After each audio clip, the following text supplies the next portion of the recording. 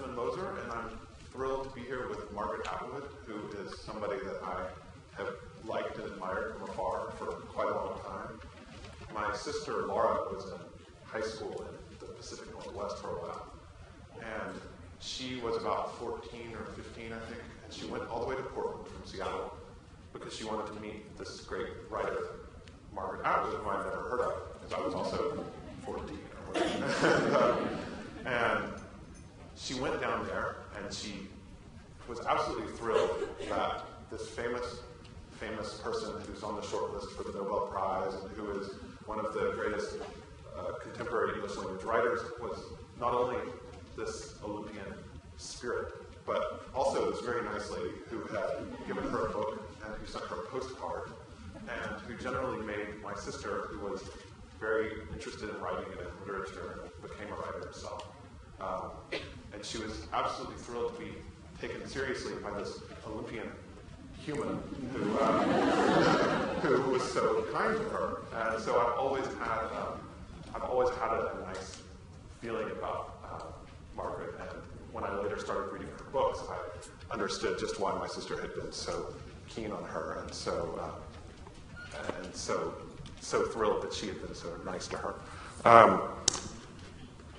Margaret Atwood's interest in the world and in people does not just limit itself to ambitious teenagers.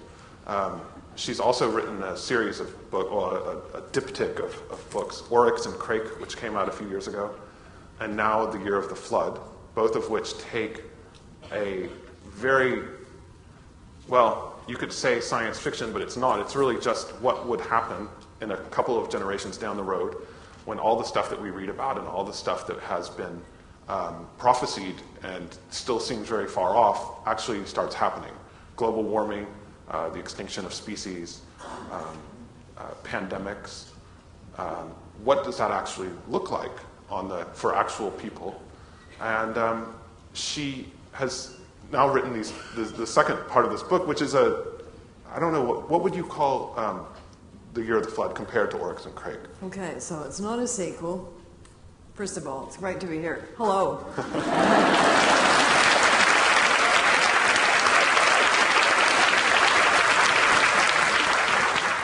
And I do point out that one of the heroines in this book is from Texas. She's a refugee. Yeah, she's a refugee. Things have gotten a bit dry in Texas in the future. Dry in the middle, too wet along the coast. So she is, however, quite a self-reliant person. Yes. So how, I was wondering how what you would it be? It's not a sequel. Right. It's not a prequel. It's a simultaneal, and you may now use that word, which I've just invented. So remember in the Victorian novels, long novels that one used to read, and does still read sometimes, you would come to a chapter called Meanwhile. And you knew that what you were about to read in the Meanwhile chapter was taking place at the same time as what you just read in the chapter before, but with different people and in a different location. So while Oliver Twist was asking for gruel at the nasty orphanage, meanwhile, his evil brother was plotting against him, like that. And you knew when you read the Meanwhile chapter that sooner or later the people in the Meanwhile chapter were going to meet up with the people in the other chapter, which they never failed to do. So it's the Meanwhile book. It takes place at the same time as Oryx and Crake, but in a different part of the society. Oryx and Crake takes place within the privileged people who have now walled themselves in, more or less like castles, and they've left all the peasants outside. So Year of the Flood is the peasants' novel. It's what's going on out there with the people who are not privileged. And did you start out, when you were writing Oryx and Crake, did you already think maybe I want to keep going with this? And No. or did it just... No, I wish I had. Yeah. It would have been easier to do it that way. No, I didn't think that, but I did think it about a week after I finished it. And I certainly thought it as soon as I published the book, because everybody kept saying to me, what happens 3 minutes after the end of Oryx and Crake? So now we know what happens 3 minutes after the end, no peeking. But only about 3 minutes after. That, Not well, 10 minutes after. No, we take it to about, I think probably about 8 hours Right. after the end of Oryx and Crake. So we do know what happens in that time period. Yeah. And I have to say, for those of you who are inevitably going to ask me, well, are you a hopeful person and isn't this kind of dark? I do point out that it's a lot cheerier than the end of Hamlet.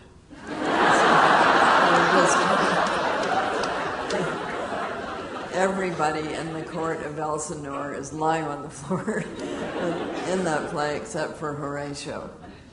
So I've got more left standing, not to tell.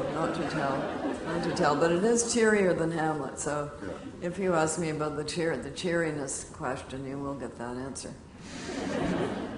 And do you think are you finished with the subject now? Or No. you think you're going to, is it a triptych maybe? Have you got an iPhone? I do.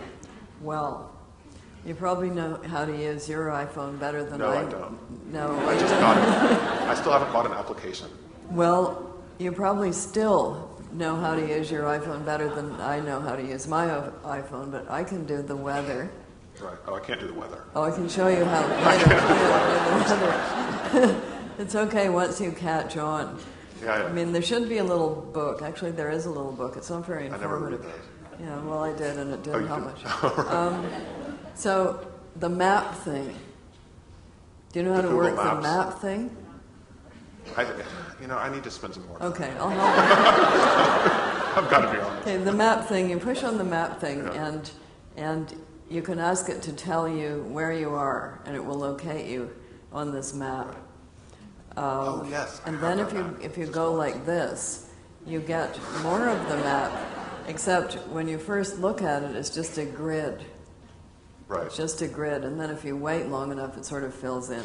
And then if you want to go and get the only kind of coffee you should be drinking, which is organic shade-grown coffee, you can put search in, and you can put organic coffee cafe. And then you push one of those buttons, and you get a lot of little purple pins. Maybe. You might get those. Not in the Denver airport. You don't get those. But other places you might get some of those purple pins, and then you can push them, and it gives you the address. Okay, my point being that think of that map that isn't colored in yet. So there's more of that map to be colored in. And do you think that's a metaphor just for your... That's my metaphor for what I might do with this next. But also It's rather for an the- extended metaphor, but I chose it because I thought that people would understand the iPhone thing, whereas if I used some other metaphor, maybe not. Maybe they don't understand the iPhone thing yet. Okay, let's pretend it's a paper. Let's pretend we're in the 14th century, and it's a map of the world, Right. like that. Where the monsters are. Like Off that. in the corner. Yes, and North America not colored in yet. Right. Like that. Okay. Well, I was thinking when I was reading these two books, there are these wonderful scenes of the after death of what's a pretty recognizable North American society. And all these people have died, and they're all lying belly up in their gardens, and there's nothing left, and people are coming looking for baked beans or cans of green beans or something. That's Oryx and Crake. Yeah, Yeah, he's very dependent on tinned goods. Well, as we would all be in the bomb shelter, or that people used to create for themselves. But did you ever? I was just wondering, did you ever think about what you would take with you if you were a refugee? Oh, if I were building a little hidey hole the way the people in the year of the flood do, what I would put in it? They're very big on dried soy products. Because they're sort of Whole Foods shoppers. I think they're more extreme than Whole Food Right, Chores. right. Yes, let's just flesh this out a bit here. In the year of the flood, we follow 3 narrative lines, and 2 of them are. One of them is the God's Gardeners. I actually wanted to call the book The God's Gardeners. My publishers objected. They said, people will think it's them. I said, well, anyway, that's what I wanted to call it. And they are a green religious group who are vegetarian except if you get really, really hungry. And so the Denver airport experience sort of times 50. You'll eat anything. Yeah. What I ended up with there was a box of popcorn. It was pathetic. So they also garden on a rooftop in a slum, which I think would be a very good use of flat rooftops. All that real estate is currently going to waste. And they try to integrate science, religion, and nature. So they have their own theology. They've got their own saints. Al Gore is a saint in the future. You'll be happy to know that. St. Rachel Carson, a natural. St. Robert Burns of mice, because of the empathy he showed with mice. So the saints have all been selected for those kinds of things. And they have their own hymns, of which there are 14 in the book, and by sheer accident, a friend of mine ended up composing the music to them, so now it's on a CD. I can even sing some of them. So they have this all going on, and the 2 other characters, one's an older woman who gets rescued by them, and then becomes sort of one of them, but no, she's never entirely convinced. And the other one is a child who ends up there because her mother has run away with one of them. And those are the 3 people we follow. What was the question? I don't remember. I was wondering, I was reading these and I thought, it's interesting that they remind me of one of your most famous books, The Handmaid's Tale, which is also in the future, and in another dystopic, is that the word? Well, if we're really lucky, we might get both. Well, okay, well.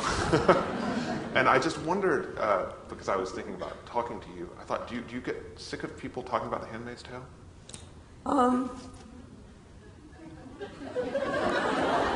Depends in what way. Right. And there's all kinds of ways in which they talk about it, and sometimes they dress up as it on Halloween. Oh, really? Well, an idea for anyone who's still yeah, so they can talk about the movie, they can talk about the opera. Right. It was quite a ripping opera. In fact, it's easier to do a book like that has a lot of internal monologue going on as an opera than it is as a film. Because we have the convention with opera that the person can be singing at the top of their lungs about what they're thinking, and nobody else on the stage can hear them. And we all accept that. We just accept it, whereas in a film, it would never work. Or in a novel, you can do that as well. You can do it in a novel or an opera, but not in a film. Yeah. No voiceovers. Well, you could use voiceover, but the person could not speak out loud the way they do in an opera. Right. But I just was wondering if that was an annoying comparison, because I think that I think it's a perfectly valid comparison. They both have the things that religions have, and some of the things that religions have are special foods, special days, special clothing codes. Handmaid's Tale has a very pronounced clothing code. The gardener's clothing code is just that it has to be recycled. And they have to sort of let themselves go and wear burlap. Well, no, that's not letting yourself go. It's actually harder to do than you might think, to limit yourself in that way. Dark colors. Right. I never solved their shoe problem, so I'm open to suggestions. What were their shoes? Well, I don't mention them. But you thought about them. I thought about them, but what sort of shoes would they have? What would they make their shoes out of? I leave you with this problem. It couldn't be leather. That would be against their religion. In Amsterdam, there's a vegetarian shoe store. A vegetarian shoe store. Yes, so maybe that's... And what are the shoes made of? Well, I guess burlap or something. They're made, well, I think well, you can make them out of synthetic. I think you should go into that shoe store for me. I'd be happy to. Do a little research. Yeah, okay. Let me know. All right, well... Then I'll be prepared. But now the book's written. Oh, but remember that You could uncolored do written a part of the map? meanwhile at I the could shoe do it, store. yes. I don't think they would buy their shoes in Amsterdam anyway. It would definitely have been They would flooded have there. to make the shoes Right. out of something, but what? Naugahyde, real leftovers from the Naugahyde. mansions. I mean, It's a synthetic. I think No, they would have to somehow weave them out of something. Oh, they can't use synthetics? No. No, okay. They might be able to if they were recycled things. Right. That might count. Well, I was thinking of all the stuff left over in the McMansions. But, In the McMansions. well, the abandoned. Oh, yes. Well, the Castle. novel comes in two parts. Before the waterless flood Right. and after. So before is where the problem is. After, there's, of course, lots of stuff lying around that has no owner anymore. Right. But it's the before problem. Right. While they're gardening on the rooftop in the slum, what kind of shoes did they wear then? Well, TBA. Margaret's blogging about this book tour, and she's also Twittering, I noticed. Yes, I know. I just got plunged into it in August because I built a website, and the people that built the website with me said, you have to have a Twitter feed. And I said, what's that? So now I know. Right. So I can help you with your iPhone, and I can help you with listen. a number of Twitter-related things if you really would like to know about them. I think I had 4 people follow me. Oh, but I've never well, I Twittered. can help with that. Okay, well, I'll follow Yes. you if you follow me. I don't know. I can help you with your following, and I can All tell right. you how to do a twit pic. Would you like to know how to do that? That sounds sort of kinky. It is. Tell us. A lot of the things about this thing are actually fairly kinky. So maybe you should go into it a bit more. But I had to plunge into the twittering, and that was a whole other experience. But I now have a whole bunch of new best friends, and they are quite helpful. If you have a problem, you can put it up there, and they will send you many answers, some of which will be right. And the blog thing. The blog is really the more or less hellish thing, because it's hard to keep up. Right. But I made a vow at the beginning that I would do all of these events that we're doing. I would put them up on the blog.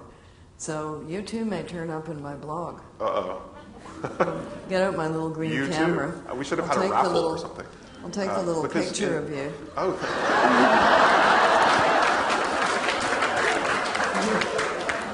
in Oryx and Crake, somebody won an auction to have a character named after them. They did. Amanda Payne, the Texan.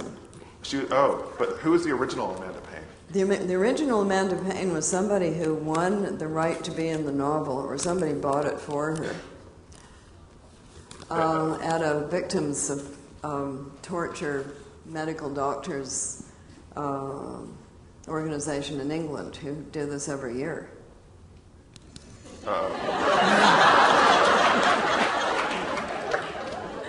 That's my It's name. on the internet forever. That's a good one. You got it? Yes. Just a second, I'm going to take another one just in case. There we are. Hooray. All right. Well, I'm moving forces. I was just reading a book by coincidence by an Australian writer that was also, it was, the idea was that Y2K had actually happened and everything had... That's the internet collapse. In 2000, thing. everything Yeah, had- I know. We all waited and waited and waited. It never happened. Right, and but that's his starting off point for this. And he's Australian, you're Canadian, as everyone knows. And I was thinking, I've spent a lot of time in Latin America, and I know that Latin American literature is haunted by progress and by development, and the specter of it. Whereas it seems that Canadians and Australians will write about decline and doom. Americans also. American literature is full of destruction and dystopia. And I was wondering if you think that that's a characteristic of The Americans go in for total blotto. Right. I mean, everything. For instance, the road, not a green sprout is showing. It's all just completely annihilated. And being a cheerful person, I eliminate nothing but the human beings. Everything. So it's a bit more like that book we had a couple of years ago called The World Without Us, which says what would happen to New York if there weren't any people. How long would it take it to fall down and for wildlife to move back in? But we do not see the total destruction of the natural world, just the people. But do you think that this is a Canadian characteristic? I can't remember where I read someone had written that Canadians write about survival on the frontier, and that's. I think you probably read that in a book that I wrote. No, I didn't. I know the book, but it's about the borderland. What's it called? Borderlands. Yeah. Well, Canadians did a lot of surviving on the frontier. So did the Americans, but earlier on. So while the Americans were doing sort of Chicago and rum running, Canadians were still doing survival on the frontier. Fighting up the beavers. Well, the beavers, they almost eliminated them. Now we've let them back. Was that good? Is it good?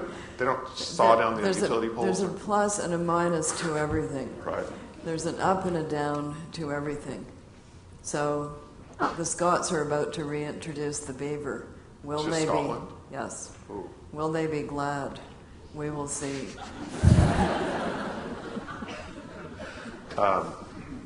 If they're going to reintroduce those beavers, if I were them, I would reintroduce some predators to keep the beavers under control. Yeah, they don't have. Do they have wolves anymore? Well, I think they have wolves in Yellowstone now.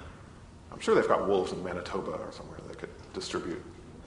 Yeah, we have a lot of wolves, different sure. kinds. Right. Well, the beavers won't know the difference. No, what was eliminating the beaver was trappers.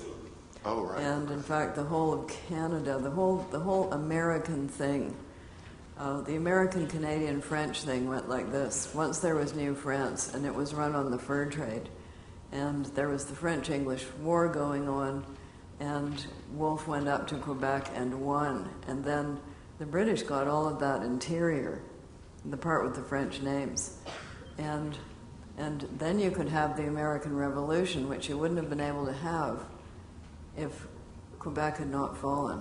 So that's the kingpin moment. You wouldn't have been able to have the American Revolution because you'd still need the British to fight with the French. And the really strange thing is that when you had the American Revolution, the French came over and helped you against the British. And that caused the French Revolution, because they spent too much money having a war they didn't need to have. Well, among other things that you have been known for has been the advocacy of other writers in other countries, and I'm thinking particularly of what and of Orhan Pamuk specifically.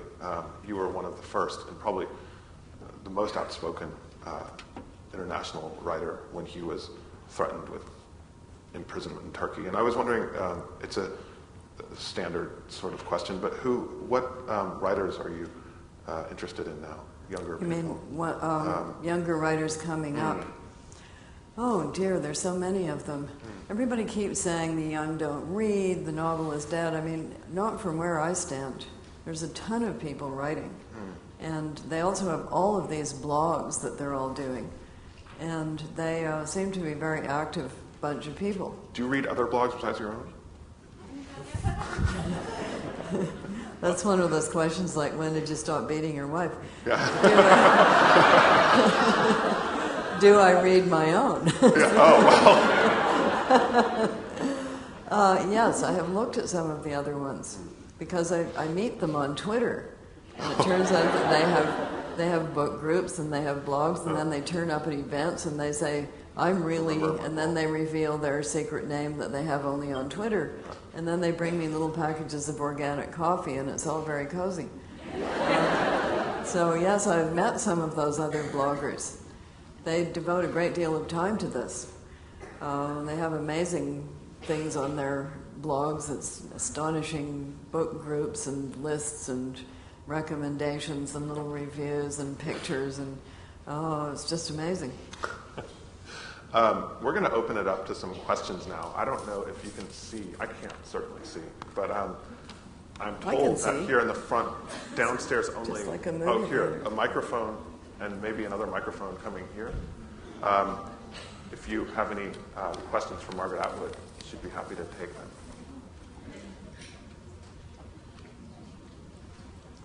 I've got more questions too, if nobody does. But, they'll have questions. Here's someone. Okay, so here's one. Also, over before here, you get to the microphone, I'd just like to say that after this session, Margaret Atwood will be signing her books up in the mezzanine. So if you want to come up and buy them. This is Benjamin's book. He's got a book too. That might be on the blog. What? I'm going to put your book on the blog. Okay. After I read it. Or maybe.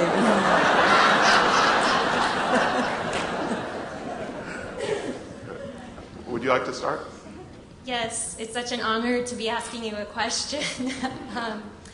I had a question about the God's Gardeners and I guess what you were thinking about their worldview, because we have this group that in our present moment, in our present day, they're green, so they seem progressive, but they're also fundamentalists.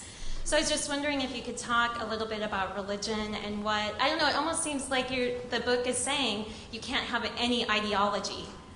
And so I was just wondering... that you can't have any, or that you can have any? You can't have any ideology. No. They do have one, and it works for them. You think they're Well, okay, let me ask you a question about them. Given the state of the future society, who would you rather be with? Them or the other things on offer? Yeah, God's Gardeners. Yeah, well, there you go. Right. You see, they're not that delusional. Given their circumstances, they're not that delusional.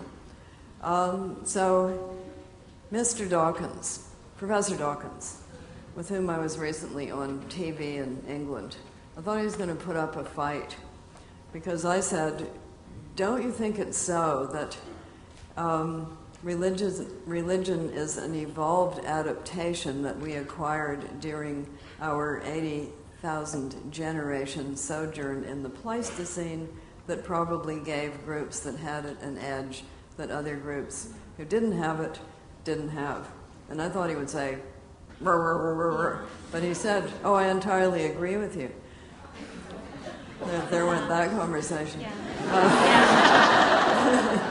So the thing is, if it's an evolved adaptation and it's one of the built-ins that we have, like music and language and narrative, which is almost certainly true, so if it's one of those, it's not a question about whether or not you have a religion, used very loosely. It's a question of what kind of religion you have. And you can usually tell what kind of religion people really have by looking at what they do all day.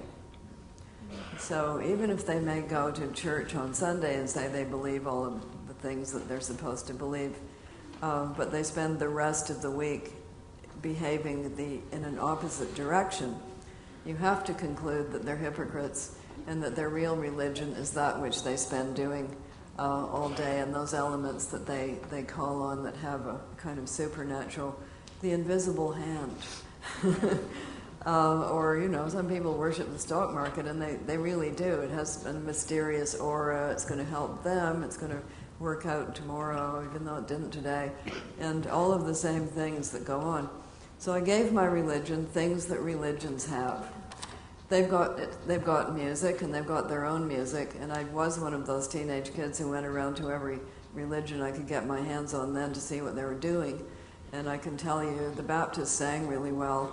The Unitarians had rewritten the words to make them into Brotherhood of Man, but they weren't very enthusiastic singers. The spiritualists had rewritten the entire thing to make it all about meeting up on the other side.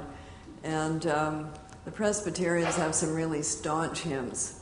They're very good at the kind of stern types of hymns rather than the more Anglican, Episcopalian Christmas carols that they happen to be quite good at. For the funerals, Episcopalians best. Best funerals, no question. Style. So Catholics for the chanting, the intoning, the sprinkling, the tinkling. I think they reformed themselves a bit too much. If I were them, I would have kept more of that. Because there's a place for ritual. And the gardeners have their feast days. They've got their special foods. All religions have special foods. Those that are preferred, those for celebrations, those that are forbidden, you don't eat that. And they've got their clothing code. All religions have something like that. They've let it slip a bit, but they certainly used to have it. And some still do. And one thing that all religions used to have was a theory or a theology or a set of beliefs about their relation to the natural and animal worlds. And the Quran still has it, the Buddhists have it, the Hindus have it. Anybody who's into the world of shamanism is still very connected that way, and Christianity used to have it. If you look at the insides of medieval cathedrals with the vines twining all over and the little creatures carved into the pews and all of those things, they were there. When did it go? In the 17th and 18th century, when the mechanistic view of nature and the universe triumphed. But now that we're moving back to a different view in which things are not machines, you can see them already moving in that direction. And somebody said to me, "Do you know about the Green Bible?" After I finished the book. Well, I didn't know about the Green Bible, but I do now. And it has tasteful linen covers, biodegradable. It has the virtuous paper. It has the green parts in green. An introduction by Archbishop Tutu. Can't do better than that. And at the end, a list of green virtuous things that you yourself can do. And the green parts are printed in green. Some of them may surprise you. They did me. Others are quite obvious, like all of the animals in the book of Job and almost the entire book of Genesis. So that was there, and it's coming back. So I'm just taking us a little further into the future when it's more developed. And I will also say to you that those who are working away at the grassroots level, and there's a huge number of people now involved in this, planting edible weeds on their front lawns, raising urban bees, working on climate change, Bill McKibben's event, etc. They don't do it because they're bonding with graphs. They're not doing it for rationalistic reasons. They're doing it for emotional reasons, because if they have no emotional connection with it, they're not going to lift a finger. So that is the kind of bond that people are going back to feeling. How that will express itself, that's going to be very interesting to watch. But that's what my gardeners are doing, and I don't think they are actually delusional. Any religion looks silly, a bit silly from the outside. And I made my hymns real hymns, and by that I mean that they're not poetry, they're hymns. And if you read through the hymn book, you'll realize that some lines are more poetically effective than other lines in the hymns in that hymn book. And so it is with my hymns. It's got some lines in it that no poet would ever admit, but that's not what hymns are. They're there for group celebration and commemoration. That's what they're for. Thank you. So, I hope I've clarified them a little bit. Yes, absolutely. Thank And as for the hymns, help yourself. You want to incorporate these. Some of them go quite well into, I'm not sure that the Mole Day hymn would be appropriate, but the Pollination Day one is very nice at a harvest festival. They're hymns, they're public domain. Bishop Richard Holloway, who played Adam 1 in Scotland, said, can I have some of these at the Harvest Day celebration? I said, and we have a real United Church minister reading Adam 1 in Guelph, Ontario on November the 24th. How will that be? Bishop Holloway was very good at Adam 1's sermonettes, especially the Predator Day sermon. He said, I almost converted myself.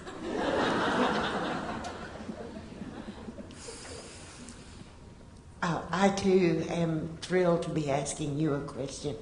Mine is sort of a personal nature.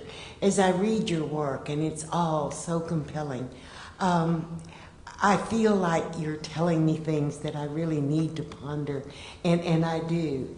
But I've never seen a happy ending yet. So I wonder, do you have bleak moments, and how do you keep going?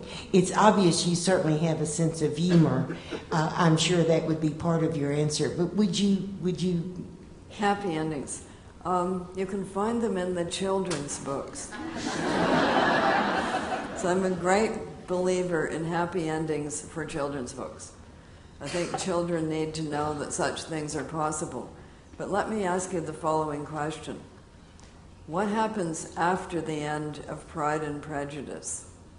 Like, way after. We don't want to think about that. We want to leave Elizabeth and Mr. Darcy just happily married and in their great big house, and everything's going to be fine. That's where we want to leave them. And it is a great pity that we live in the 21st century when such endings are not altogether plausible anymore. They are if you're writing romance fiction and things. We understand the frame that goes around that. But let me say, in the defense of my endings, I've never yet ended a book with absolutely everybody laid out on the floor. As I said, it's better than Hamlet. That is true. It's better than Hamlet. So I leave them maybe in a difficult position.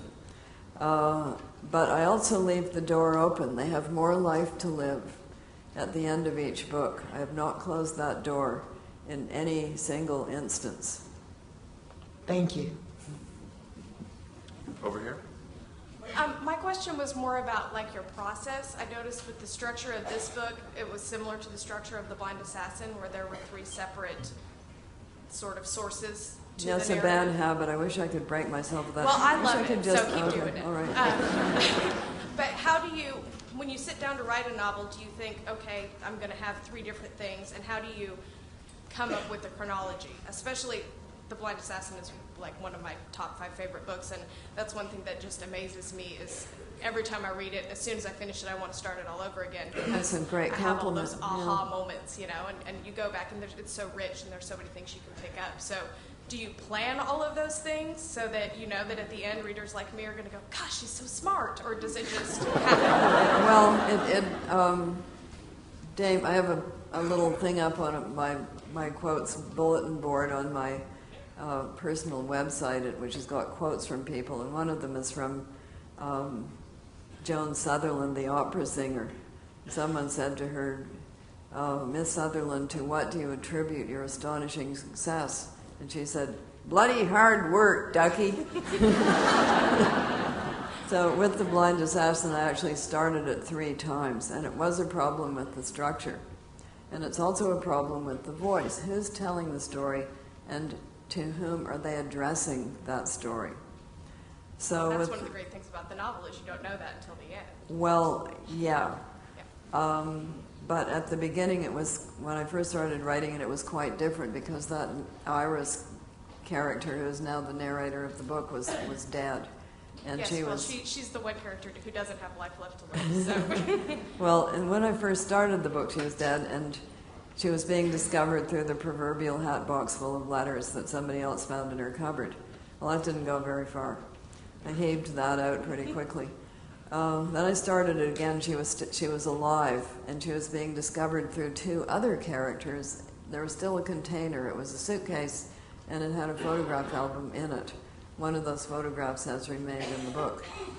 But those 2 characters were not married to each other, and one of them, the man, was already married to somebody else, and he had twins. He had just had those twins. And those 2 people started having an affair, so they started taking over the book, and they had to be put in a drawer, and they're in that drawer right now. So then I had to go back to the beginning again, and this time the main character started speaking for herself in her own voice, and then I was able to go along. And the container remained in the book. It got bigger. It turned into a steamer trunk, And that steamer trunk is in the novel to this very day in the chapter called The Steamer Trunk. If we could have so one last it's always quick a struggle. It's a struggle. Yeah. You work it out. All right. Thank you. We're just about out of time, but if we could have one last quick question. Mine is not a question. Ah, I have experience. I have 2 sons-in-law in a cult and 1 daughter, my only surviving child. I can give you an answer to the shoe question. Oh, what? Go barefoot. When it gets cold, go south.